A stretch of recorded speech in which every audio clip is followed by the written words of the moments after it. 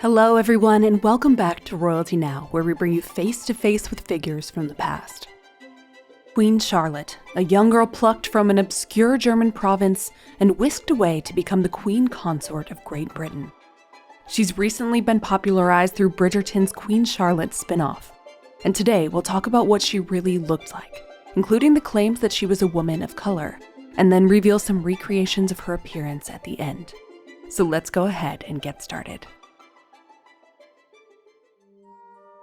Sophia Charlotte of Mecklenburg-Strelitz was born on the 19th of May, 1744, to her father, Charles, the Duke of Mecklenburg, and her mother, Princess Elisabeth.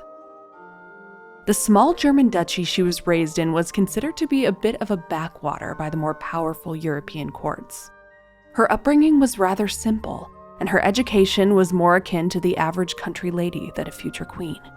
By the age of 17, she had spent most of her time learning domestic skills and helping in her local community. But her fortune was about to change drastically. 700 miles away in England, a 22-year-old King George III of Great Britain was looking for a wife. He had recently ended a love affair with a beauty named Lady Sarah Lennox and had resigned himself to a political match. George had a long list of criteria he wanted in a wife. First, she had to be Protestant. She should be young, respectable, but not overly cultured. Fairly intelligent, but not too headstrong. She should be amiable and eager to please. Essentially, she should be easy for George to mold into whoever he wanted her to be. His advisors swept through Europe looking for potential candidates and presented the idea of Sophia Charlotte in the little German duchy of Mecklenburg-Strelitz. No one was more surprised about this choice than Charlotte herself, who had actually been making preparations to join a nunnery when she received the royal proposal. Only 17 years old, it's around this time that we get our first descriptions of Charlotte. The first comes from a man named Colonel David Graham, who was sent as part of the diplomatic party to retrieve Charlotte. He describes her as small, but with a pretty figure, white, even teeth with expressive eyes that were full of good humor, but then continued by stating that her nose was very flat and her mouth was very large, finishing his description by stating that luckily all of her animation counters her physical defects. After her arrival in England, it seemed as though everyone was delighted with her appearance, but a man named Henry Walpole would write that Charlotte was not tall nor a beauty, pale, very thin, but looks sensible and genteel. Her hair is darkish and fine, her forehead low, her nose very well, except the nostrils spreading too wide. The mouth has the same fault, but her teeth are good. Not the warmest of welcomes. Luckily, Charlotte didn't speak any English. Honestly, Charlotte's transition to life in England was not the most seamless experience.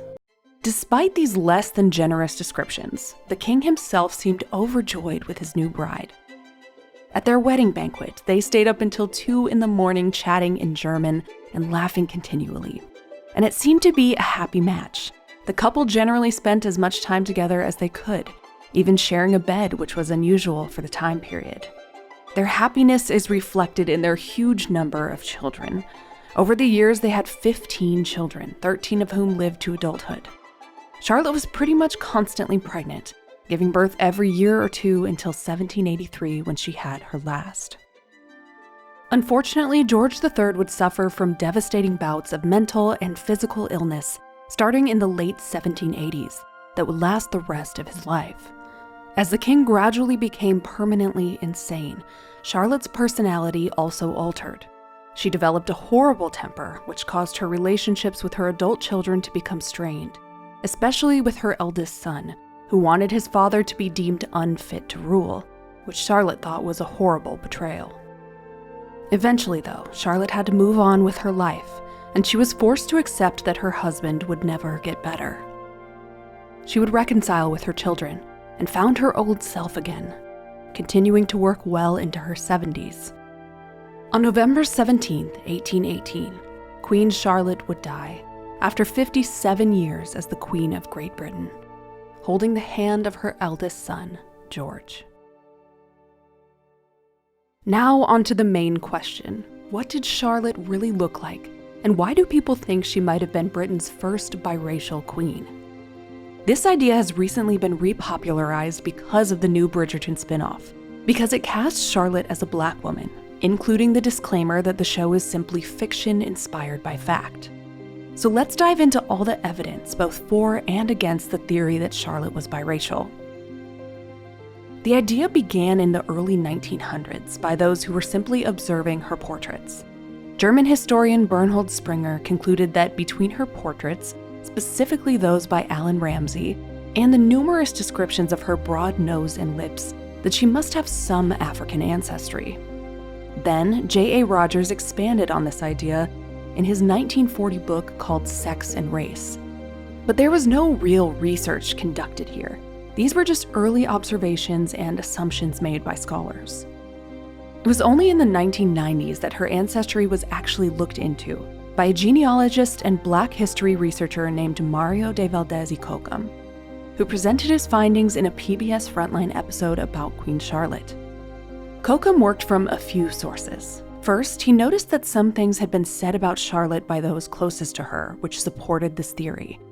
Her physician allegedly said that she had a mulatto face, which is an outdated and offensive way to describe someone of mixed African and European ancestry. Sir Walter Scott wrote that she was ill-colored, which I take to mean anything that was outside of the norm of European whiteness at this time.